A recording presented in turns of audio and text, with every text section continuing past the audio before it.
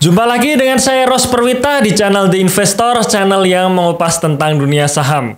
Nah, teman-teman sekalian, kalau kita lihat perkembangan market beberapa waktu ini, memang market sedang tidak bergairah ya, di mana IHSG cenderung hanya bertahan di level 6 ribuan saja. Ya, kemudian trennya juga sedang turun.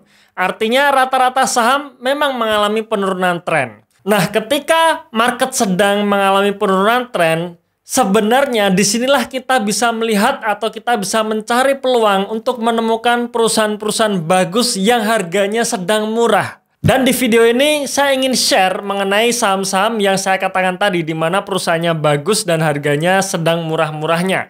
Yang menurut saya ini juga layak untuk dipertimbangkan dibeli. Cuman sebelum kita membahas mengenai saham-saham ini, saya ingin menyampaikan disclaimer dulu teman-teman sekalian ya, bahwa video ini hanya sebatas informasi umum saja. Jadi bukan rekomendasi beli ataupun jual. Kemudian sudut pandang yang saya pakai adalah dari sisi investasi jangka panjang. Namanya investasi jangka panjang berarti bukan beli sekarang kemudian minggu depan dijual, bulan depan dijual, bukan seperti itu teman-teman ya. Alias kita beli sekarang ya sudah, kita hold saja di atas 1 tahun. Nah, itulah yang namanya investasi jangka panjang. Semoga teman-teman memahami disclaimer yang saya sampaikan ini dan selamat menonton.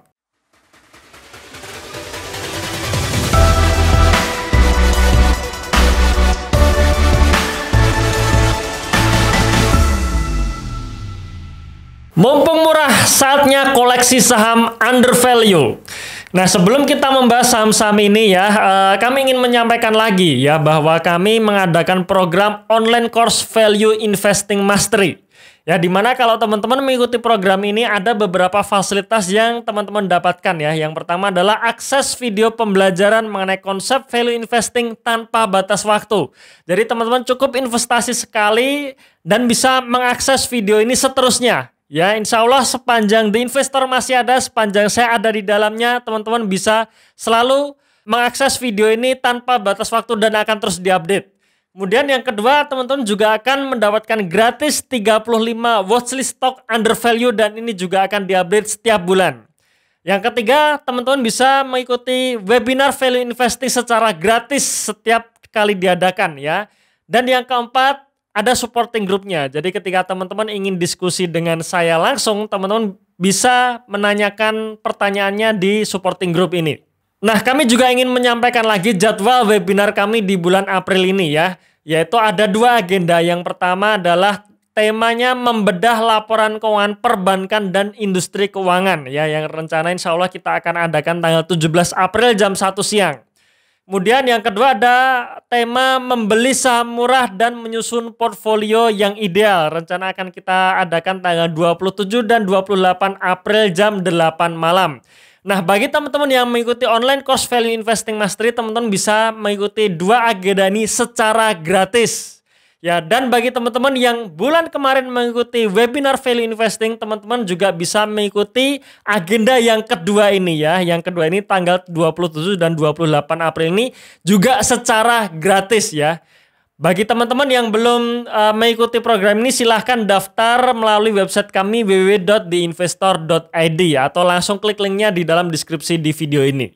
Nah, teman-teman sekalian, bicara mengenai investasi jangka panjang, maka kita harus punya acuan dulu nih. Acuannya apa nih untuk kita bisa mengatakan bahwa investasi kita katakan berhasil ya, atau menunjukkan hasil yang bagus ya.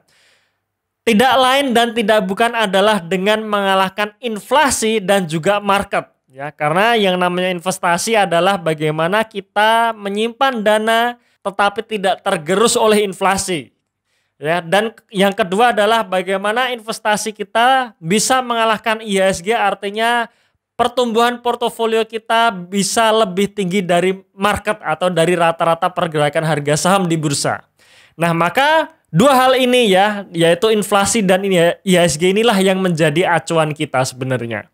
Ya, nah, kalau kita lihat perkembangan IHSG dan juga inflasi dari tahun 2013 sampai tahun 2020 ya, kita simpulkan adalah pergerakannya seperti ini ya. IHSG rata-rata dari 7 tahun terakhir secara rata-rata itu mengalami kenaikan hanya 5,5% ya, 5,5%. Ya, kemudian untuk inflasi sendiri rata-rata naik sekitar 3,9%. Ya, kalau kita lihat mengenai data IHSG dan inflasi ini, ya berarti ketika kita bisa mengalahkan IHSG, kita bisa mengalahkan inflasi. Kira-kira seperti itu ya. Jadi artinya ketika kita bisa beat the market ya, atau kita bisa memperoleh return atau kinerja lebih tinggi dari IHSG itu sendiri, berarti investasi kita bisa kita katakan berhasil. Nah, teman-teman sekalian, di video ini saya ingin membahas mengenai saham-saham consumer good ya. Jadi saham-saham yang saat ini memang sedang dijauhi oleh orang-orang. Karena memang banyak sentimen negatifnya ya, dari daya beli masyarakat yang belum pulih, kemudian dari pemerintah yang akhirnya membatalkan mudik ya, alias tidak memperbolehkan mudik, yang dimana itu mengakibatkan permintaan dari produk-produk consumer good juga berkurang ya, atau tidak sesuai ekspektasi. Itulah mengapa consumer good saat ini sedang dijauhi. Nah, sekali lagi ya, ketika orang-orang menjauh selama perusahaan tersebut berfundamental bagus, nah disitulah kita melihat peluang ada saham murah di dalam penurunan tren ini ya. Dan yang pertama yang ingin saya sharingkan adalah Mayora Indah Tbk atau saham dengan kode emiten MYR. Teman-teman bisa lihat di sini ya. Yang pertama dari pendapatannya ya. MYR sendiri mengalami compound interest ya, atau mengalami kenaikan pendapatan secara compounding ya, itu sebesar kurang lebih 11% per tahun. Ya, jadi kalau teman-teman lihat angka 11% ini artinya lebih tinggi daripada IHSG, lebih tinggi daripada inflasi ya. Jadi ini pertumbuhannya bagus, masih tumbuh gitu. Kemudian laba bersihnya pun juga sama. Dari 2013 sampai 2020 ya, rata-rata laba bersih yang dihasilkan oleh MYR ini sebesar 11% juga. Ya, artinya perusahaan ini masih growth, ya masih bagus pertumbuhannya. Bagaimana dengan harga sahamnya sendiri? Teman-teman bisa lihat juga di sini ya. Dari tahun 2013 sampai 2020 selalu mengalami tren kenaikan ya, dimana kalau kita hitung dalam 7 tahun terakhir harga saham MYR itu sudah naik 161%. 161% ini saya hitung dari tahun 2013 sampai 2020 ya. Apalagi kalau saya hitung dari 2014 ini sudah lebih dari 200%. Dan saat video ini diambil ya, tanggal 10 April 2021, di mana MYR terakhir diperdagangkan tanggal 9 April ditutup di harga 2.650. Artinya ya ini masih murah gitu. Ya masih murah dan menurut saya masih under value. Ya, dan di mana saya yakin ya, dan saya optimis harga saham MYR ini akan melanjutkan kenaikannya. Jadi ini akan ada satu garis lurus yang nanti akan terus naik ke atas ya. Jadi 2.650 untuk MYR masih murah. Kemudian yang kedua yaitu saham Sido Muncul Tbk ya, atau saham dengan kode emiten Sido. Dari sisi pendapatannya pun juga pertumbuhannya bagus ya. Jadi secara compounding ya, di 7 tahun terakhir rata-rata kenaikannya 5% per tahun. Cuman menariknya di tahun 2018 Sido ini mulai ekspansi ya, mulai ekspor. Dan di 3 tahun terakhir secara compounding kenaikan pendapatannya itu 10%. Ya, jadi benar-benar sedang ekspansi bagus untuk Sido Muncul ini ya. Laba bersihnya pun juga sama. Ya, secara 7 tahun ya, secara compounding 7 tahun, rata-rata laba bersihnya naik 13% per tahun. Tetapi di 3 tahun terakhir ya, rata-rata kenaikannya 20% per tahun. Dan ini bagus, artinya lebih tinggi, jauh di atas IHSG, jauh di atas inflasi. Kemudian bagaimana dengan harga sahamnya? Harga sahamnya pun juga sama. Ya, dimana kalau kita perhatikan di 3 tahun terakhir ya, jadi saya memfokuskan Sido saat mulai ekspansi di tahun 2018 ya. Dimana dalam 3 tahun terakhir harga saham Sido naik 200%. Ya, 200%, dan Sido ini pernah kita bahas kemarin ya, waktu ada private equity masuk di saham ini di harga 720, artinya ya saham ini siap-siap untuk terbang lagi. Dan tanggal 9 April ditutup di harga 790, dan menurut saya ini juga masih murah. Ya, karena kalau kita lihat garisnya trennya ini masih naik ke sini gitu. Ya, jadi 790 menurut saya masih murah dan layak untuk dibeli. Ya, itu yang kedua, Sido Muncul.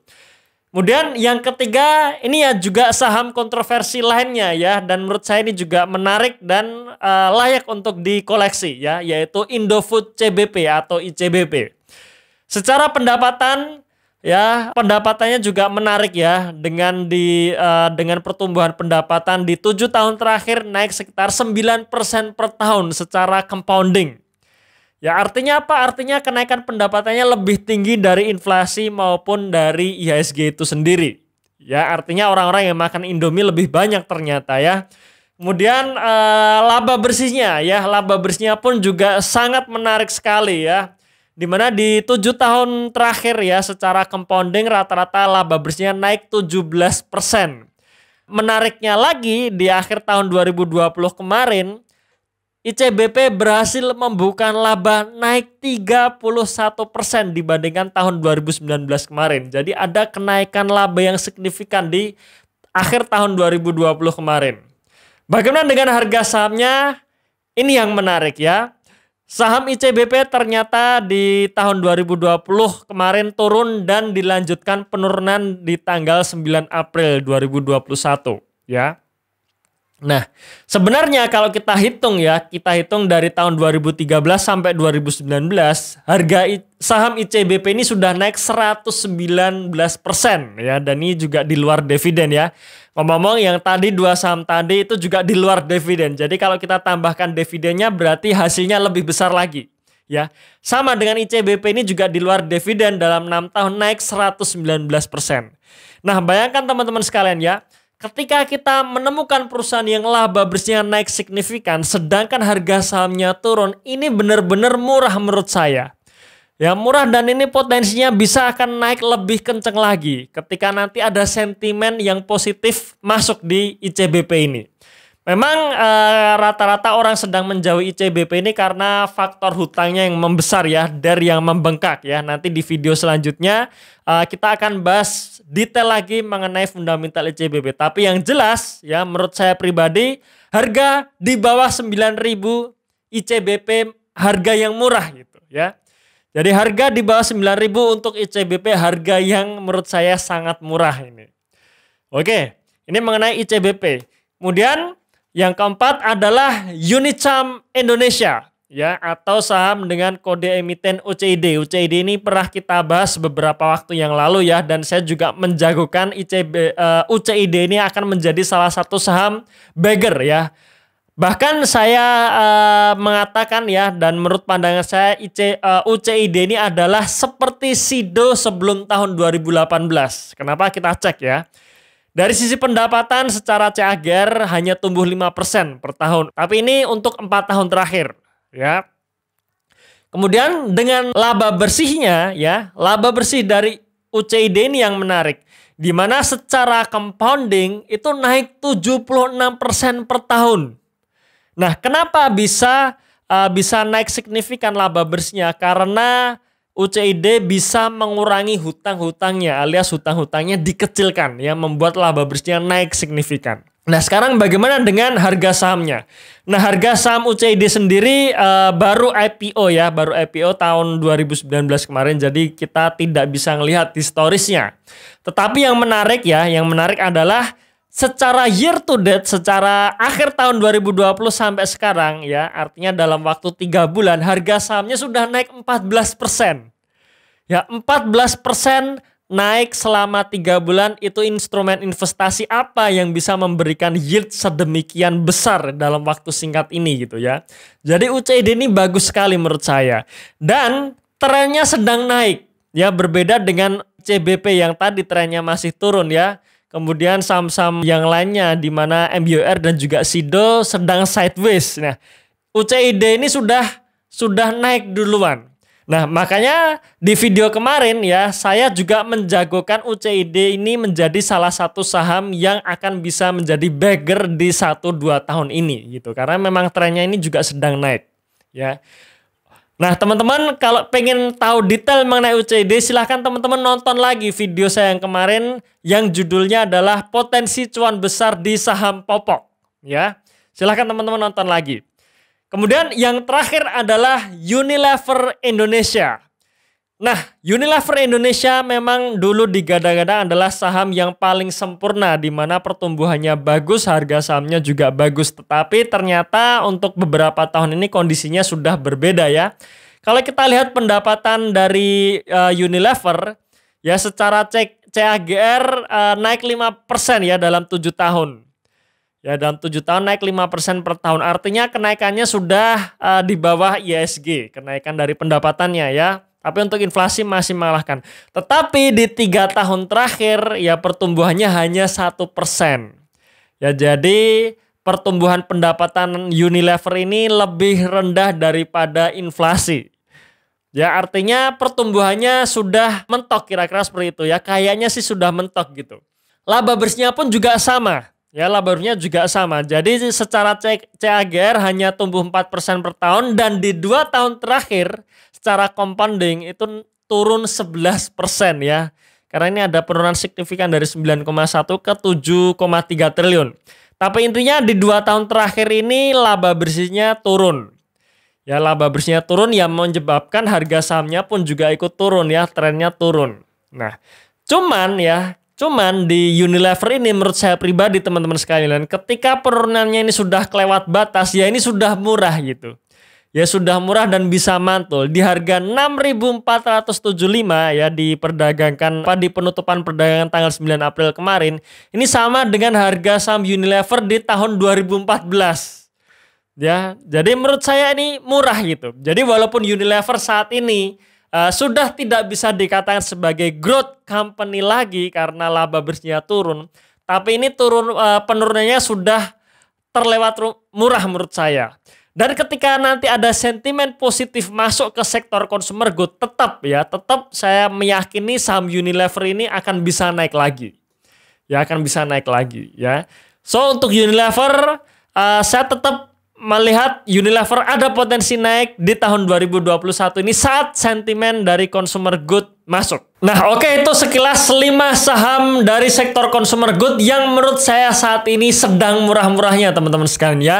Tapi teman-teman silahkan tinjau lagi analisanya karena siapa tahu analisa saya salah. Ya, siapa tahu teman-teman punya pandangan yang berbeda. Silahkan teman-teman komentar di kolom komentar supaya kita bisa berinteraksi ya. Terima kasih sudah menonton video ini sampai akhir. Tunggu video saya selanjutnya dan salam Passive Income.